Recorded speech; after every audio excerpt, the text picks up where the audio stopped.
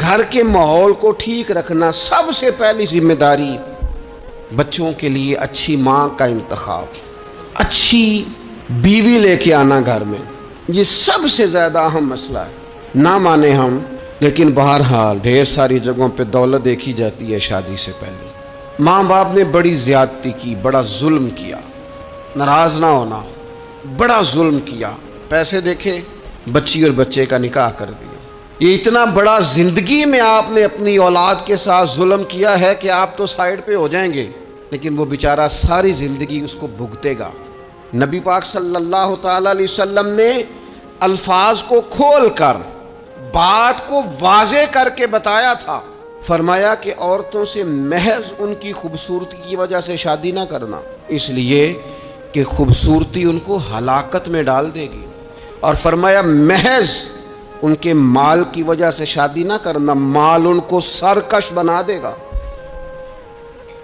یا رسول اللہ صلی اللہ تعالی علیہ وسلم پھر کیا کریں؟ تو محبوب فرمانے لگے ان کی دین داری کی وجہ سے ان سے شادی کرنا۔ اور یہ ابن ماجہ میں لفظ موجود ہیں، اللہ کے محبوب علیہ الصلوۃ والسلام فرمانے لگے کان میں سوراخ والی کالے رنگ کی باندی اگر دیندار ہو تو تمہارے لیے بڑی بہتر ہے۔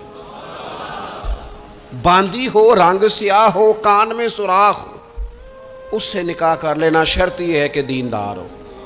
بہت اثرات ہیں ماں کے، لہذا اس انتخاب کے اندر باریکی کا مزاج پیدا کریں اگر اپنے گھر کا ماحول ٹھیک رکھنا چاہتے ہیں۔ اور اگر ماحول ٹھیک نہیں ہے تو پھر آپ کروڑوں روپیہ لے آئیں، جس کے بچے ہی ناکام ہو گئے، اس کے پیسے کیا کریں گے؟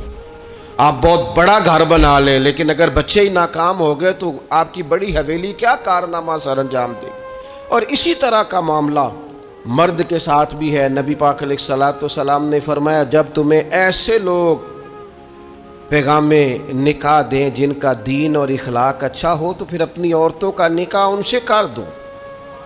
اگر ایسا نہیں کرو گے تو زمین میں فتنہ برپا ہوگا، فساد ہوگا۔ نیک مرد جب ملے تو پھر اس کے ساتھ نکاح کرو۔ صحیح بتانا، خالی نیک دے کے رشتہ دے دیا جاتا ہے؟ نیک ہے، دیندار ہے، اچھے اخلاق والا ہے، خالی تقوی دے کے لوگ رشتہ دیتے ہیں؟ بڑا کچھ دیکھا جاتا ہے، بڑا پس منظر دیا تو تنخواہ تھوڑی ہو تو کہتے ہیں کماتا ہی کچھ نہیں۔ اگر تو بہو آئے تو پھر تو اس کے نصیب کا رزق ہے، اگر بیٹی نے جانا ہو تو پھر اس کے نصیب کا رزق نہیں ہوتا۔ تو جن رشتوں کی بنیاد لالچ پر رکھی جاتی ہے وہاں گھر کا ماحول درست رکھنا ممکن نہیں رہتا۔